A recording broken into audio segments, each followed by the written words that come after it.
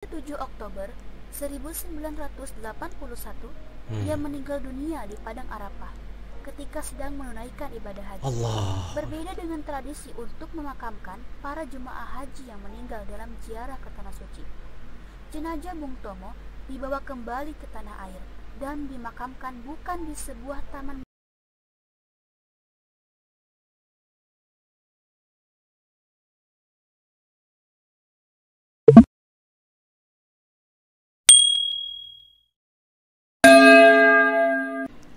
Yo, assalamualaikum warahmatullahi wabarakatuh dan salam sejahtera. Oke, bersama dengan saya lagi Maslan Mula dalam reaction channel Konjo Junior.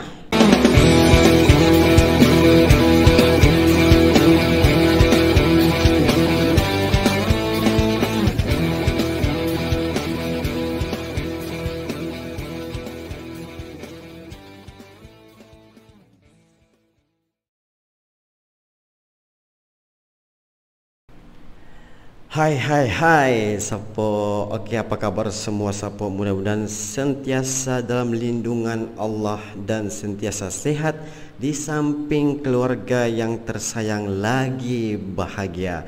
Oke Sapo, oke, hari ini kita akan react satu lagi video hasil kiriman daripada channel Agus Dilan. Oke, saya tidak tahu Sapo video apa yang diberikannya.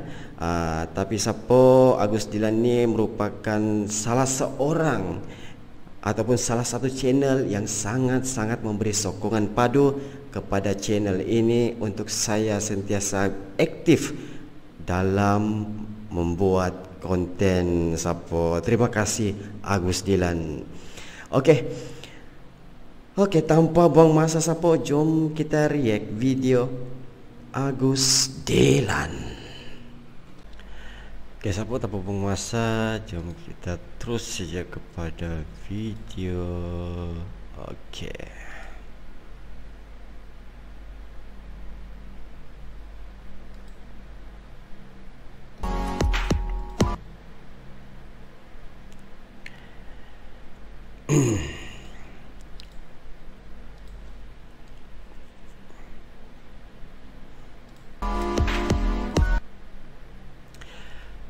Oke Sapo, videonya bertajuk biografi Bung Tomo. Oh, ini yang hari itu Sapo yang saya minta dia punya.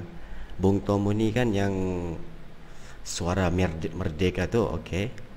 Pembakar semangat juang rakyat Surabaya. Ini mesti menarik nih. Oke, yang mana video ini telah pun dimuat naik oleh Biografi TV. Kita subscribe dulu. Oke, langsung saja.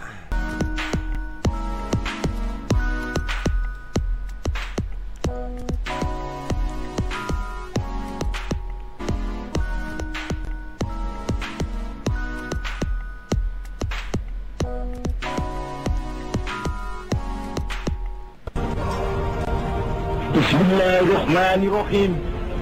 Merdeka! Saudara-saudara, rakyat jelata di seluruh Indonesia. Selamat datang di Biografi TV, channel yang membahas tentang biografi. Silahkan like dan subscribe channel ini agar kami dapat selalu memberikan konten-konten yang bermanfaat bagi kalian.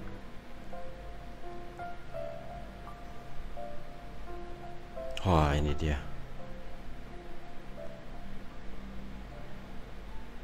Bung Tomo atau Sutomo dilahirkan di Surabaya, Jawa Timur pada tanggal 3 Oktober 1920, tepatnya di Kampung Blauran di pusat kota Surabaya.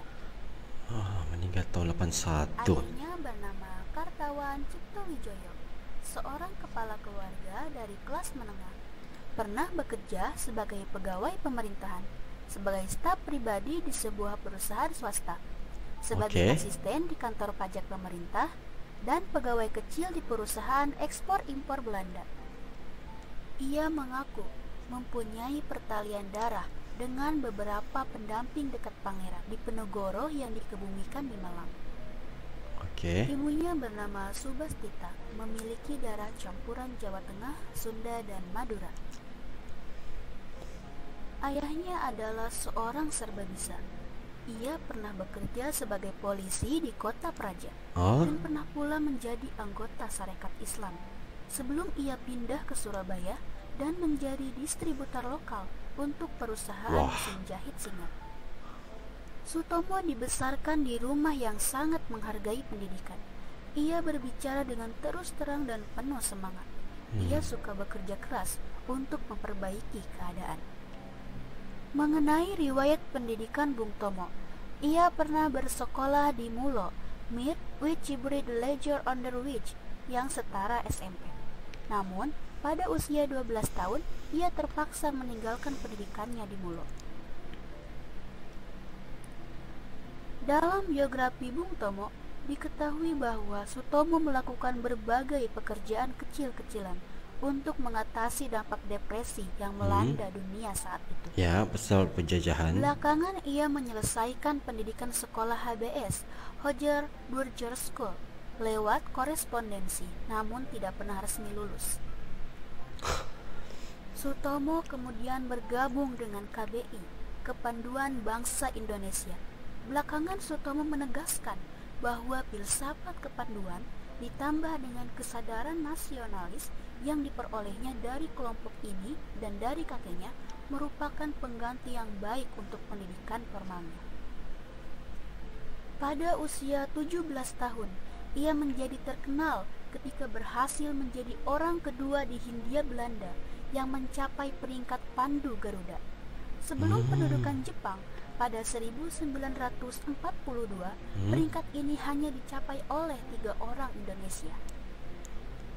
Oke. Sutomo pernah menjadi seorang jurnalis yang sukses.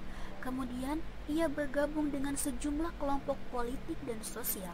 Ketika ia terpilih pada 1944 untuk menjadi anggota Gerakan Rakyat Baru yang disponsori Jepang, hampir tak seorang pun yang mengenal dia. Namun, semua ini mempersiapkan Sutomo untuk perannya yang sangat penting. Ketika pada Oktober dan November 1945, ia menjadi salah satu pemimpin yang menggerakkan dan membangkitkan semangat rakyat Surabaya. Begitu. Pada sih. waktu itu, Surabaya diserang habis-habisan oleh tentara-tentara Nika. Sutomo terutama sekali dikenang karena seruan-seruan pembukaannya di dalam siaran-siaran radionya yang penuh dengan emosi. Meskipun Indonesia kalah dalam pertempuran 10 November itu, kejadian ini tetap dicatat sebagai salah satu peristiwa terpenting dalam sejarah kemerdekaan Indonesia. Dalam biografi Bung Tomo, diketahui bahwa setelah kemerdekaan Indonesia, Sutomo sempat terjun dalam dunia politik pada tahun 1950-an. Namun, ia tak merasa bahagia dan kemudian menghilang dari panggung politik.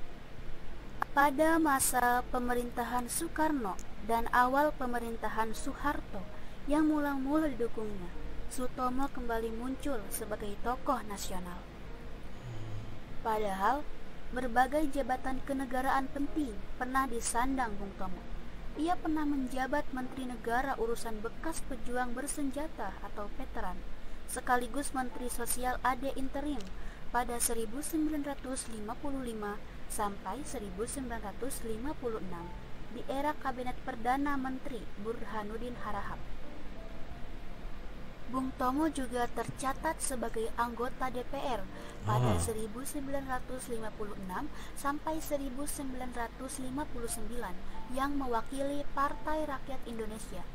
Namun, pada awal 1970-an, ia kembali berbeda pendapat dengan pemerintahan Orde Baru.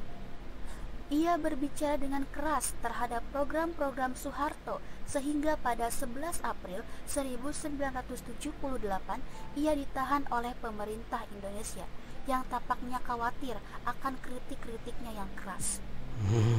Baru setahun kemudian ia dilepaskan oleh Soeharto.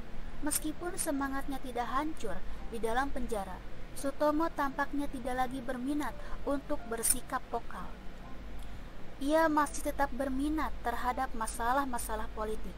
Namun, ia tidak pernah mengangkat-angkat perannya di dalam sejarah perjuangan bangsa Indonesia. Ia sangat dekat dengan keluarga dan anak-anaknya, dan ia berusaha keras agar kelima anaknya berhasil dalam pendidikannya. Sutomo sangat bersungguh-sungguh dalam kehidupan imannya. Namun, tidak menganggap dirinya sebagai seorang muslim soleh ataupun calon pembaharu dalam agama. Pada 7 Oktober 1981, ia meninggal dunia di Padang Arafah ketika sedang menunaikan ibadah haji. Berbeda dengan tradisi untuk memakamkan para jemaah haji yang meninggal dalam ziarah ke Tanah Suci, jenazah Bung Tomo dibawa kembali ke tanah air dan dimakamkan bukan di sebuah taman makam pahlawan, melainkan di tempat pemakaman umum, Ngagel di Surabaya. Setelah pemerintah didesak oleh Gerakan Pemuda GV Ansor dan Praksi Partai Golkar atau FVG agar memberikan gelar pahlawan kepada Bung Tomo pada 9 November 2007.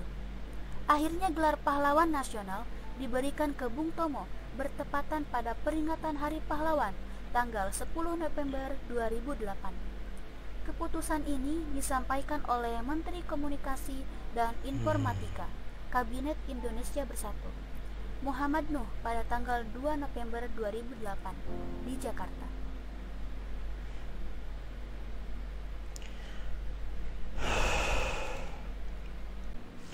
Oke sapo, itulah dia sedikit sebanyak video hasil kiriman daripada Agus Dilan. Oke, pertama sekali saya ingin mengucapkan ribuan terima kasih kepada Agus Dilan kerana telah memberi satu video yang sangat-sangat bermanfaat ini sapo. Oke, video ini berkenaan tentang biografi atau latar belakang dan sejarah hidup Bung Tomo, iaitu salah seorang yang memberi semangat kepada rakyat Indonesia untuk menentang penjajah sapo pada tahun 45, iaitu Bung Tomo. Yang mana secara kesimpulan sini Bung Tomo ini adalah seorang yang biasa saja, berlatarkan biasa, hidup seperti biasa, hidup seperti kita sapo, tetapi mempunyai ilmu agama yang tinggi dan juga ilmu akademik serta mempunyai akal yang rasional, dan itu membuatkan dia untuk bertindak, mengambil keputusan untuk menjadi seorang ahli politik. Kerana melalui politik ini sapo, politik ni penting. Kenapa? Sebab melalui ini kita dapat membina bagaimanakah corak pentadbiran negara dan juga bagaimanakah kegiatan rakyat kita sapo. Politik ni penting sapo, sebab itu dia mengambil jalan untuk mengambil bahagian dalam politik. Okey, dan meninggal pada tahun 81 di Tanah Suci Mekah sapo, dan ini menunjukkan bahawa beliau adalah seorang pejuang yang sejati. Okey sapo, apapun tahniah kepada dan ucapan ribuan terima kasih kepada Agus Dilan kerana telah memberi video yang bermanfaat ini. Okey, tiada sebab apa-apa sapo, saya ingin di sini kesempatan ini saya ingin mengucapkan semoga sentiasa barakah, sentiasa sehat di samping keluarga yang tersayang, dan Assalamualaikum warahmatullahi wabarakatuh, dan jumpa lagi.